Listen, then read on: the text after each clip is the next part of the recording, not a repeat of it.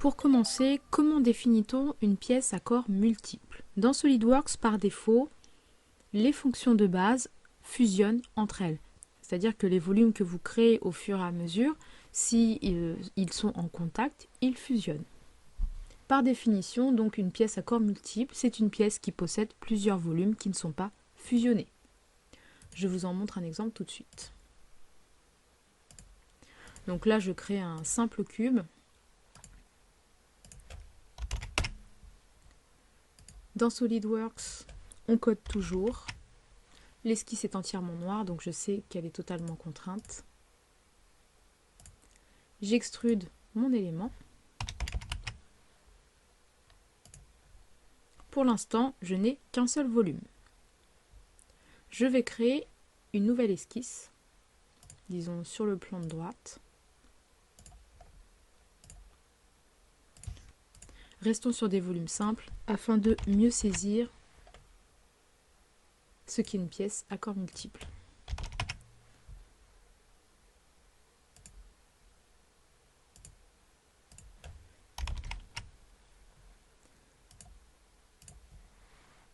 J'extrude mon volume, 30, je valide.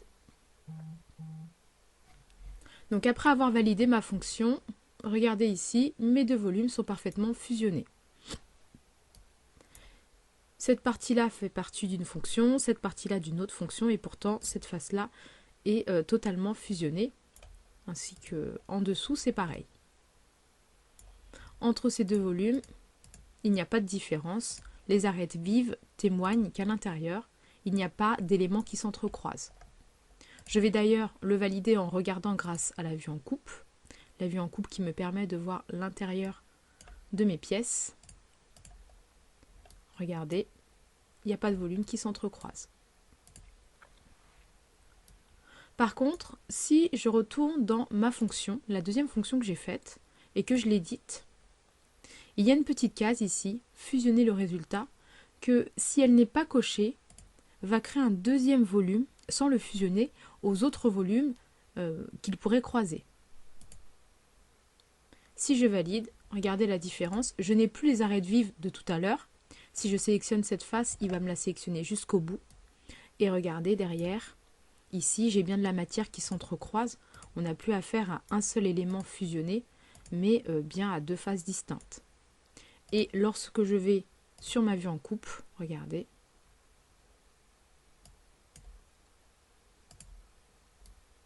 pareil, à l'intérieur j'ai bien de la matière qui s'entrecroise. Cela permet de nombreuses applications, dont l'enregistrement des corps dans des fichiers séparés. Admettons, si je souhaite garder ce corps dans un autre fichier pièce, j'ai juste à aller ici, regardez, il y a un nouveau dossier qui est apparu dans mon Feature Manager, c'est le dossier corps volumique. Et dedans, j'ai bien mes corps, bien distincts, que je peux cacher, ou, avec un clic droit, que je peux insérer dans une nouvelle pièce.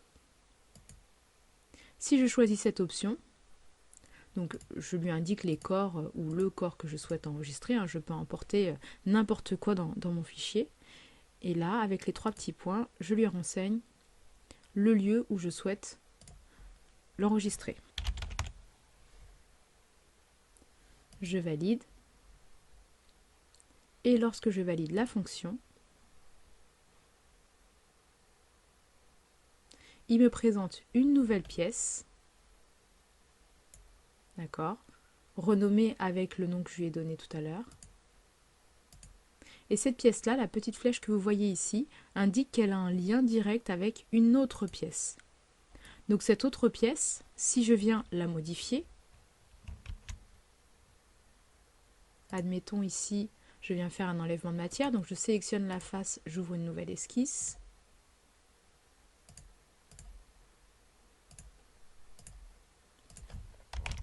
On ne perd pas les bonnes habitudes de cotation, même pour un exercice.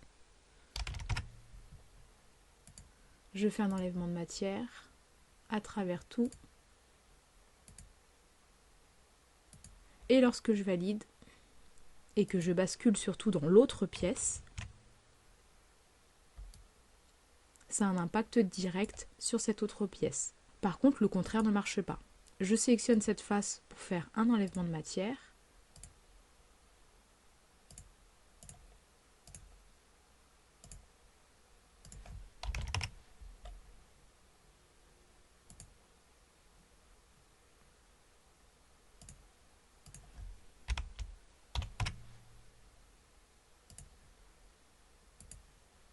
Donc à travers tout également. Et lorsque je bascule dans la pièce mère, regardez, il n'y a pas l'enlèvement de matière que je viens de créer. Si je fais n'importe quelle fonction dans cette pièce-là, cela va avoir un impact dans la pièce que j'ai créée, mais le contraire ne se fait pas. Si je souhaite rompre tout lien avec la pièce mère, j'ai juste à faire un clic droit sur la première fonction qui s'appelle stock pièce, à lister les références externes, et là je lui dis tout rompre. Ainsi, peu importe ce que je ferai sur la pièce qui m'a amené cette pièce-là, il n'y aura plus jamais d'impact entre les deux pièces. Donc là, il me prévient bien que si je fais ça, il n'y a aucun moyen de revenir en arrière. J'accepte. Et maintenant, il y a un petit X, c'est qu'il a perdu un certain nombre d'informations. Logique, puisque ce volume n'a pas été créé dans cette pièce-là. Étant donné que nous ne sommes pas dans un assemblage, il n'est pas possible de bouger les corps comme on le souhaite. Là, par exemple, je suis en train de cliquer sur le volume et j'essaie de le bouger sans succès, parce que c'est une pièce. Donc, il n'y a pas de mouvement dans une pièce. Par contre, grâce à certains outils, je peux déplacer les corps. Pour ça, j'ai déplacé, copier les corps.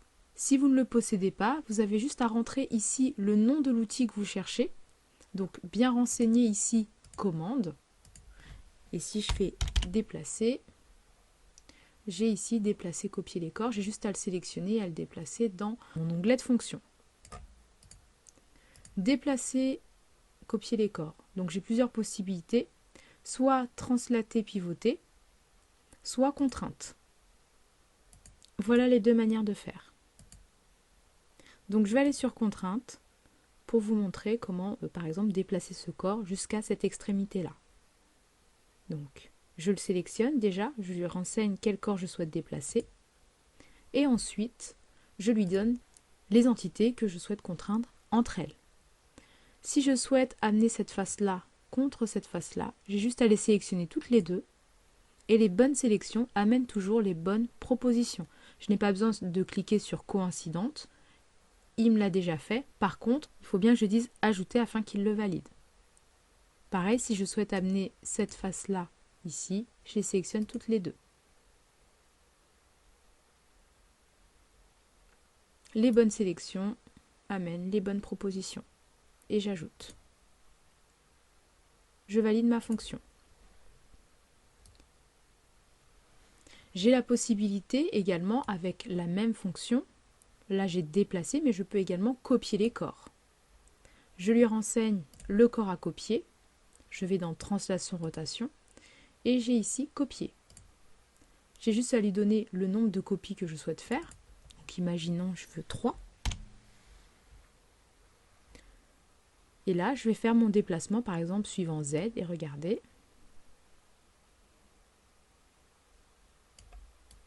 Il m'a généré 3 corps, en plus de celui que j'ai. Et à aucun moment, il ne me fusionne le résultat. On le voit clairement ici, il n'y a pas d'arête vive. Aucun de ces corps n'est fusionné. J'en ai la conviction, puisque dans mon dossier corps volumique, j'ai maintenant 5 éléments. La dernière particularité d'une pièce multicorps, c'est que lorsque l'on fait une fonction, on peut choisir la zone d'action de la fonction. Je souhaite faire ici un enlèvement de matière. Je reste sur mes éternels rectangles.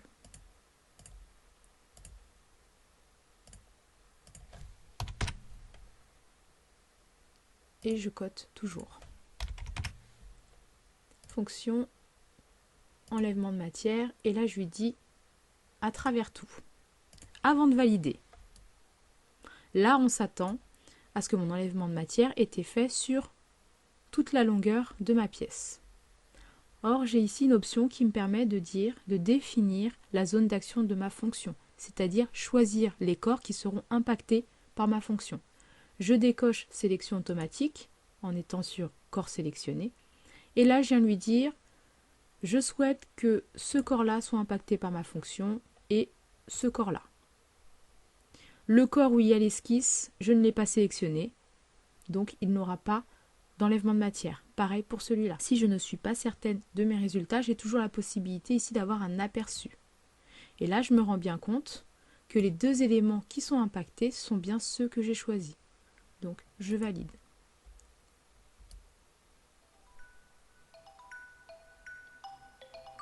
Il y a tellement de choses à dire et à faire sur les pièces à corps multiples que cela fera l'objet de plusieurs autres vidéos.